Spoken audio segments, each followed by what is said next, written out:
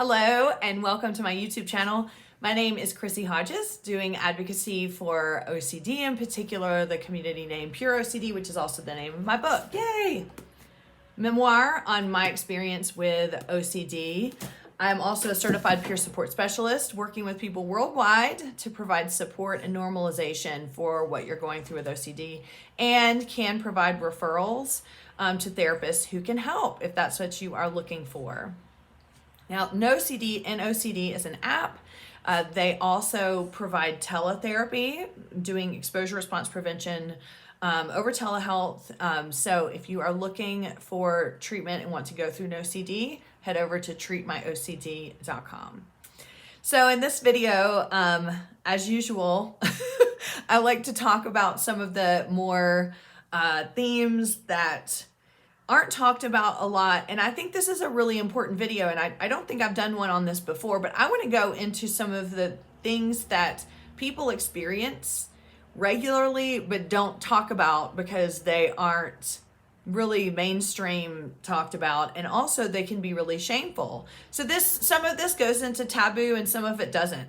It's also important to remember that when I talk about some of these things, if I don't mention your theme, it doesn't mean it's not, that it doesn't exist or you're the only person that has this theme, so that must mean that you don't have OCD, because as we know, we're sometimes looking for anything and everything to prove that we do or don't have OCD. So know that, but I do want to shed some light on some of these themes that you may be experiencing or you may have had experienced before that don't get talked about a lot. And a lot of it is because it's inflammatory. It can be misunderstood, and it can be really embarrassing and shameful. So let's just go right into it. So y'all know I talk all the time about POCD. So this is the intrusive thoughts about what if I harm kids, what if I'm having intrusive thoughts about what if I'm a pedophile, or and if I have these thoughts, what if that means I want to do that? And then if you get physical sensations with that, such as the groinal or any other movement in any erogenous area in your body, it can be terrifying, because then you're looking at that as, oh my gosh, if these thoughts weren't true, then I wouldn't have these sensations. Same for harm. It would be urges. You can also get the groinal to harm fears too. So really, when you feel some of these physical sensations, that's when you cross over into the, I don't think this is OCD anymore. That's where you can really get scared that if these were just thoughts, if thoughts were just thoughts, then I could handle that they're just thoughts. But now that my body is reacting to the thoughts, that must mean that it's real and I'm scared. So, and then you start to get confused sometimes about whether or not that means you want the thoughts. Why would I have this groinal movement, meaning, something's going down there, if it wasn't real arousal and maybe I do want it, which can really send you into a spiral of shame and depression. So I just wanted to cover that really quick, and you can get this to all of these. So POCD, really, really common intrusive thoughts. And I think a lot of it is because it's one of those topics that is very inflammatory. I've said this before in many of my videos. You can't even say the word pedophile without people having a strong reaction to it. So of course OCD is going to target that, and make people feel like if people are already feeling that way about it, then they get intrusive thoughts about it, it's going to be doubly shameful, because then you're crossing over into the what if people don't understand. And in a lot of these themes, this is what keeps people from seeking help. It keeps people from telling a therapist. Someone I think commented actually on YouTube the other day something about, you do have to be careful who you tell some of this stuff, because if someone doesn't understand or know, they're not going to hear, which is important. I have the fear that this is my reality, not I have the desire. Now, a lot of you are going to hear that and you're going to go, uh-oh, but I'm scared that my fear is now desire.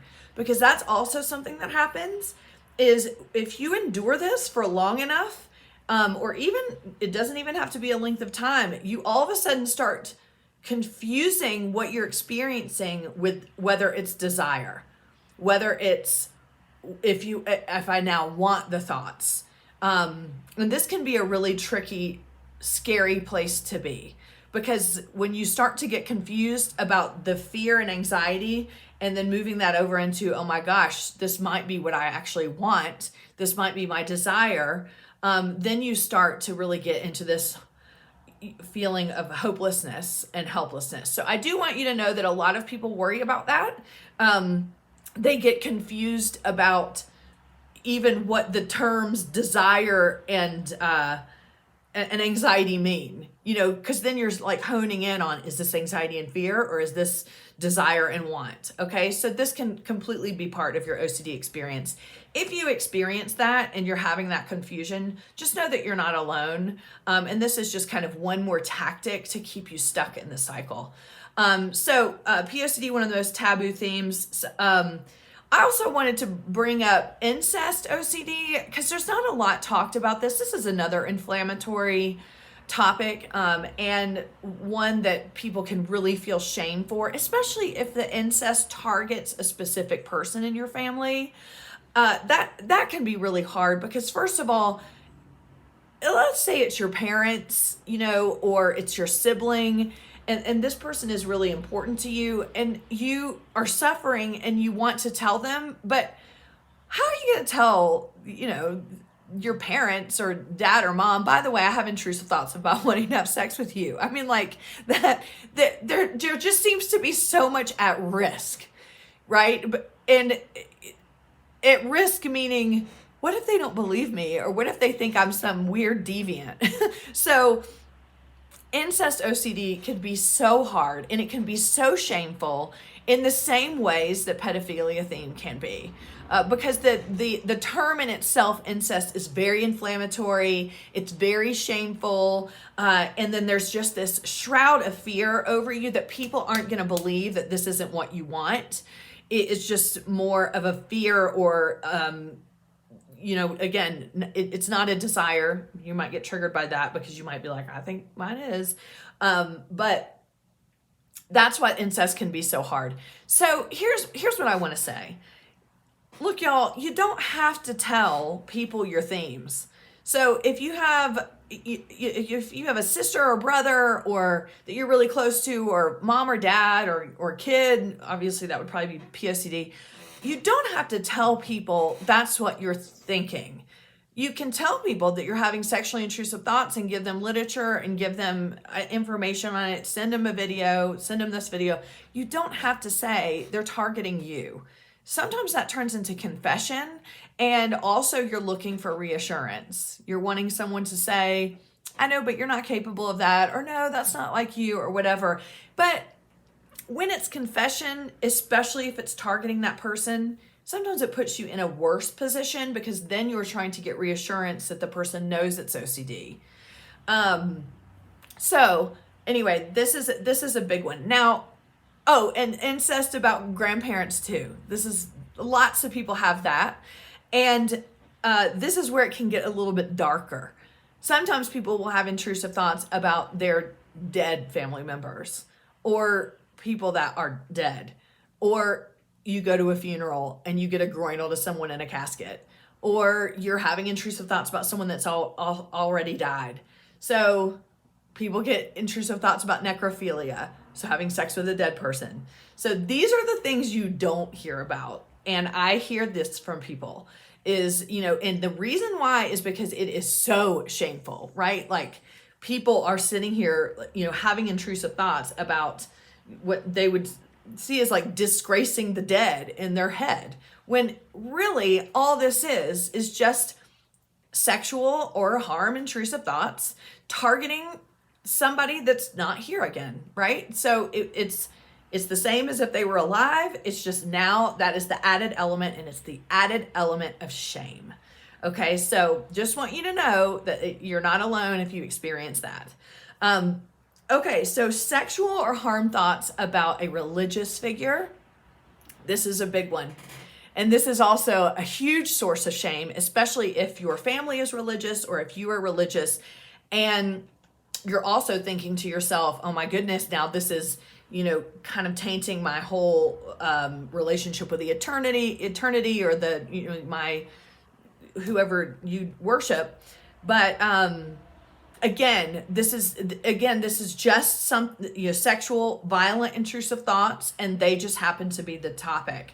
But it can feel really scary and shameful and embarrassing to tell people that this is going on. You may actually have the need and the feeling to confess to a priest or to go and confess to a spiritual leader or preacher. I need you to know that they may not understand OCD. And I think what some people can get stuck in is, I need to confess this because this is a sin. Well, what you're really doing is engaging in compulsion, right? Having OCD is not a sin. Bottom line. The end. Intrusive thoughts are not sins. They're not. So, no. And don't get in my comment section saying they are, or you're going to get the boot. Intrusive thoughts are part of this disorder. Okay? So you're not sinning by having these thoughts. You're not doing things that are bad by having thoughts. Okay? So going to confess is acting as if you have sinned, or that you have done something bad and you need to get it off your chest. This is compulsions. And it's going to make things worse. And this can also be hard to talk to your family about, right? When I grew up with a religious scrupulosity, I believed God was punishing me with bad thoughts, that I had done something wrong. So I was trying to be the best religious person I could. I was praying and doing all this stuff. I was terrified to tell my dad, who's a minister, God is punishing me, because I was scared, first of all, that my dad would think I was nuts. But second of all, because what if God was? And here I am talking to my father, who is a minister. He's going to think I am this horrible person. So telling your family about this stuff can also be tough. So what am I talking about when I say this? Well, you might have sexual intrusive thoughts about Jesus, right? You might get the groinal to Jesus. I mean, you're sitting there in church and you look up and there he is, hanging half naked, and usually they make Jesus pretty ripped. So, you might get a groinal to Jesus's calves, because they're usually really nice. I know it's not funny when it happens, but it's funny to talk about. Or you might get intrusive thoughts to the Virgin Mary. Because, anyway, you know what I'm saying. And I'm not laughing at your intrusive thoughts. It's just funny to hear. I used to have these intrusive thoughts. So I know how tough it is, but I also stepping out of it. I'm really, Chrissy? But in Buddha, you might get intrusive thoughts. In any religion, you might get intrusive thoughts about your spiritual leader, right? Or, harm thoughts about God. Also, sexual intrusive thoughts about the devil or the darkness or Satan. You might think to yourself, I want to have sex with Satan, or I'm going to sell my soul to Satan. These are also really hard intrusive thoughts to talk about, because then you feel like I am fucking with my eternity. Right? So then you start thinking, oh my gosh, what does this mean? And you really feel like you can't talk to a spiritual figure about this, because this can be really scary. But it's super common. Having sexual intrusive thoughts about Satan or the darkness or, the devil, or however you identify it, is really common. Also, on that vein, let's move away from that. Having sexual intrusive thoughts about a historical figure that was bad. So I hear sometimes people who will have sexual intrusive thoughts about people like Hitler. Hitler, awful person, right? Awful. But all of a sudden, someone's watching something, a documentary, or they're watching a movie, and they all of a sudden, I'm like, I just got the groinal to Hitler. How do you tell people that, right?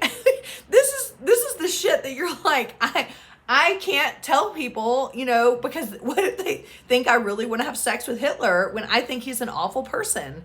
Or, historical people that were really good, MLK. He's a good looking man, but all of a sudden you're getting harm or sexual intrusive thoughts about him, and you're going, oh my gosh, I'm almost disgracing his life, by getting a groinal to him all the time. So things like that can be really hard. I'm trying to think what else. I think I had some stuff written down. Basically what we're talking about is you can get sexual and violent intrusive thoughts to just about anything, and it can get super complex and what you might think is really perverse. I mean, animals, big one, right? Bestiality, intrusive thoughts are huge for people. And it's when you have a pet, and I think I've talked about this on the videos before, when you have a pet and you're having intrusive thoughts about that, it can get so confusing, because why you want to cuddle your pet, you have to take care of your pet. It's just like POCD, it's just on a pet, but then you start to feel like I'm doing something wrong, or what if I like this, or what if so it gets super confusing. So yeah. Okay. So I'm on that note, I'm going to go ahead and end. Oh, and there are other things too that aren't talked about a lot. I had a client the other day I was talking to, and brought up the fear of going bald.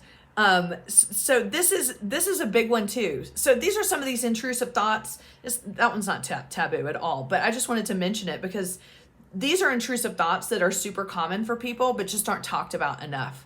So, and then, it can just, I guess it can kind of get into the BDD arena. And I don't know enough about BDD to be able to do some videos about it. But what it is it's checking and rechecking. And I want to go into my last point, which is, look, when you're dealing with things that are with intrusive thoughts and obsessions that aren't talked about a lot, you inevitably are going to go down the rabbit hole of this just isn't OCD because no one's talking about it, okay? Or I feel certain areas of my body, or I'm feeling this way and no one says that, or I've never had the experience Chrissy has, or I've never had experience this, Aaron Harvey has, or Stuart Rouse, so that must mean I don't have OCD, Inevitably, that is a secondary fear that goes on here. And with these taboo intrusive thoughts and some of these more that aren't talked about, and y'all know why they're not talked about. People are too afraid to talk about them. They don't want to be associated with that stuff. And that's bullshit. Like, we should be bringing more awareness to all of these intrusive thoughts, just so you know that you're not alone. But here's the deal. When in doubt, this is what I always do. When in doubt, and I don't know if it's OCD or not, look for the compulsions. Okay? I could sit here all day long and look at my obsession and go, oh my God, but this feels so real this time, so this can't be OCD. I have to look at compulsions. What am I doing as a result of this? Am I ruminating? Mentally reviewing? Am I avoiding? Am I asking reassurance? Am I confessing? Am I doing any of those things? You may not be able to identify that because it's a natural reaction and you think, holy shit, I'm having intrusive thoughts about dead grandma. My groin's moving, right? So I can't look for the compulsions. I'm naturally just trying to see if this is true or not. No, stop. Look at the compulsions. What are you doing in response to it? It's not going to make it go away, and don't do that compulsively. But what it does is it can give you an indication of, okay, if I'm doing compulsions, I can safely assume that this is OCD. And then go in your toolbox. Start figuring out what to do. When it feels really real, and when these thoughts are really taboo and really scary, and you start to go into, what does this mean about my character, you're going to be less likely to want to do ERP or do anything because you're just so scared about what you're going to find out about yourself. I think I even wrote this down. I don't even want to take the risk of doing ERP for some of these themes because I'm too scared to find out if they're real. And also, you can get into your head about, I don't want to take the risk of ERP because what if I accidentally harm or do something or lose control during and harm someone else? This is why harm and sexual intrusive thoughts targeting other people or animals is so scary. It's so hard. And this is why, when you go to therapy and you're working with a therapist and they're like, I guess you just don't want to get better if you don't do this. Like, fuck that. It's because you get to this point where when it's targeting people you love, when it's targeting, things that really put you in this position of, I'm so scared of what this says about me or how it's going to impact someone else. Lots of people get to this point where they just go, I'm too scared to take the risk. This is where we have to look at the emotional part of this. This is where we have to look at the traumatic part of this, how these intrusive thoughts can cause trauma. The experience of living with this can cause trauma. I don't care what anybody else says. This can cause trauma, and you deserve to be validated for that. So that's what I'm doing right here. I hope this video was helpful to you. Remember, if I didn't mention what you're dealing with, that does not mean it doesn't exist. Look for the compulsions. What are you doing as a result of these thoughts? Okay, identify the compulsions, go into your toolbox, start reducing the compulsions, reach out, let's get you some help. Peer support, referral consultations, head on over to chrissyhodges.com. I'm here to support you. I'm here to walk alongside you as you figure this out. If you are dealing with these themes, you are not alone. I know how scary this is. You are not a monster. That's what I want you to know. You're not a monster. You're not a deviant. This is OCD. It is not sinful. It's not a damn sin. It is OCD. And this is just sometimes how it manifests. And I'm sorry you have to go through this, but I just hope you know you're not alone. Hope you have a great weekend. I will see you soon.